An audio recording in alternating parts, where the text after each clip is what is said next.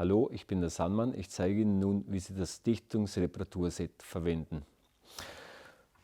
Sie haben Ihr Sandbild schon sehr lange und öfters eingestellt. Durch das viele Einstechen kann die Dichtung löcherig werden. Das Bild wird undicht. Dafür gibt es unser Dichtungsreparaturset. Ganz einfach handzuhaben. Hier ist Silikon drin. Das ist die dicke Nadel. Lassen Sie ein wenig Silikon raus. Nehmen die Nadel, stecken Sie fest an, dann drücken Sie, bis vorne Silikon rauskommt.